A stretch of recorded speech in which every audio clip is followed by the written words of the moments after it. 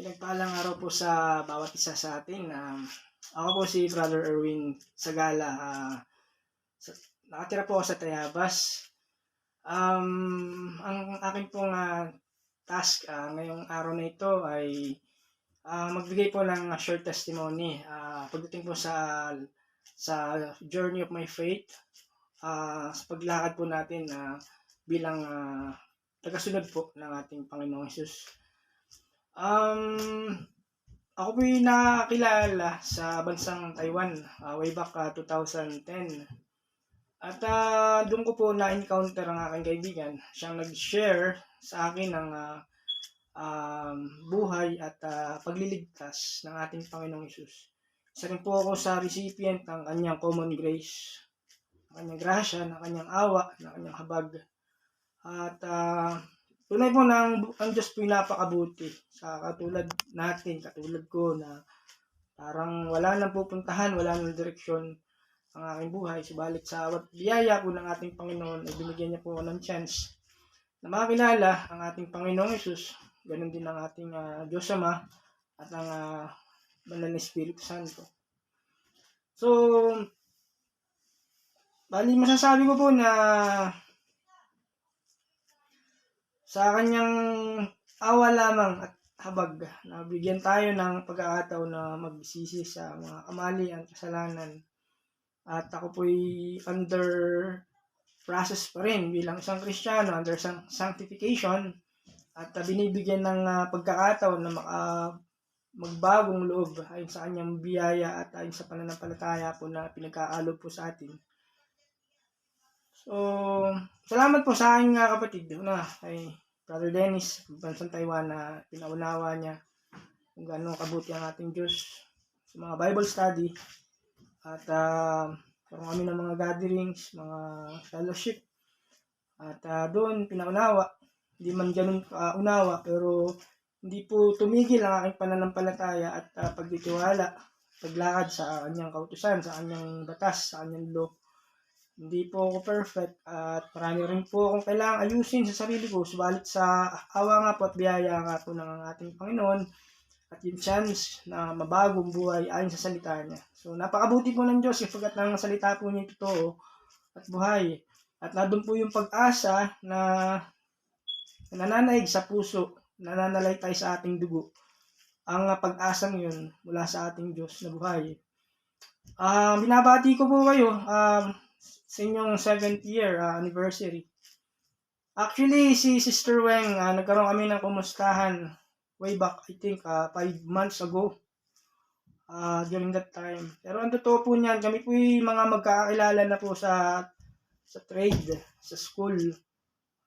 Nung bumalik po ako from Taiwan, sabi ko, yung eagerness po na ma-share yung mabuting balita, yung Gospel of the Lord, is napakahalaga sa mga mag-aral, sa mga ma-encounter ng mga guro. Even si Pastor Lito, namimit ko na po noon, si Pastor Ronnie. Pero personally, hindi po kami talaga magkakilala. Pero dahil nga po sa isa yung aming layunin, isa yung goal na amin pong nais mangyari sa buhay po namin at sa buhay po ng ibang mga mag-aaral, ay maibahagi nga po yung kabutihan ng ating Panginoon. At in-extend nga po yun ng ating Panginoon sa amin, sa ating lahat na nandito ngayon, ng bawat dahilan kung bakit nga po tayo nagkakatipon. Kung ano nga po ang sinimula ng ating Diyos sa ating puso, sa ating buhay, siya na rin ang nagsabi ay kanyang tatapusin. Kaya naman, sa kanyang pagbabalik, ay nandoon na handa tayo na sa kanya ay umarap. So, puso ko talagang nagpapakumbaba lagi, araw-araw sa kanya. At kailangan na alamin ang kanyang salita, sapagkat ito magbibigay ng liwanag sa ating buhay. So, nabanggit ko po kanina, way back 5 months ago, nagpumustahan lang po kami ni Sister Weng kung ano na po ang kalalagayan namin sa buhay. So, alaman ko nga po na meron nga po kayong church, lumalabong church, ministering church, preaching church, evangelistic church. Sa tulong na rin po marahil ng mga pastor at mga nananalangin ay nandyan po yung inyong church para sa ating Panginoon. Bilang Naging bahagi po ng Church ng Diyos. Ay nagpapasalamat po ako sa great privilege po na maging bahagi po ng inyong journey, Santa Lucia, Mauban One in Christ. Di man tayo personal na magkakakilala, pero naniniwala ako that by time, in this time, dadating po yung time na yun po yung gusto natin, gusto ko rin na mangyari, makilala ko po kayong lahat pagdating ng araw na yun.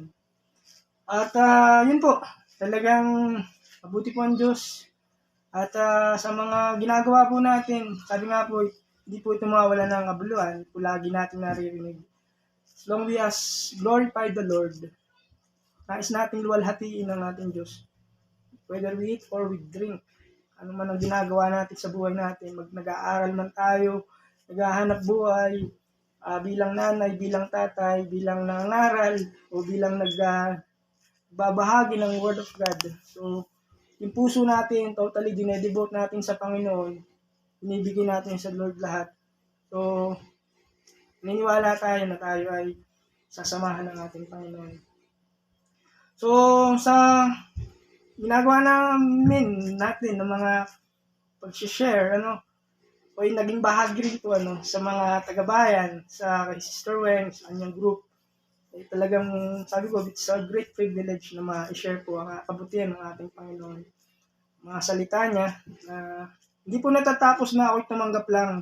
Kailangan po ito ay magtuloy-tuloy hanggang sa dumating po ang Panginoong Jesus. Kaya never give up. Huwag po tayong susuko. Ano man ang sitwasyon, ano man ang alalagayan po natin. Even ako po as an ordinary believer, talagang dumaranas din po ako sa mga pagsubok sa buhay. At hindi po mawawala yung pananatili natin sa Diyos.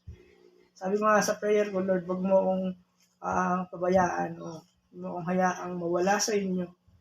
Bagkus lalo mo po akong ilapit sa inyo sa pamagitan ng salita mo, Panginoon, sa Biblia. So, yung Diyos po nating sinasamba, pinaniniwalaan, yung Diyos po ng ating pinaglilingkuran, ay hindi po ordinaryong Diyos. Siya po ang pinakamakapangyarihan na Diyos. Okay, sa lahat. Kaya naman talagang pribilehiyo po natin na magpatuloy sa kabutihan, sa grasya, sa awa ng Diyos. Ang mga kasalanan natin ay talagang tunay na kanyang mapatawad. Kaya muli, pinapahayon ng aking puso na masaya. Magiging masaya tayo as long as nandun yung ating pagsunod sa ating Diyos. Kung gusto natin maging masaya, sundin natin ang Word of God. Itong bibigay talaga ng galak sa puso natin, nabubukal mula sa ating Panginoon. Binibigay niyo yung biyaya ng Panginoon, yung galak.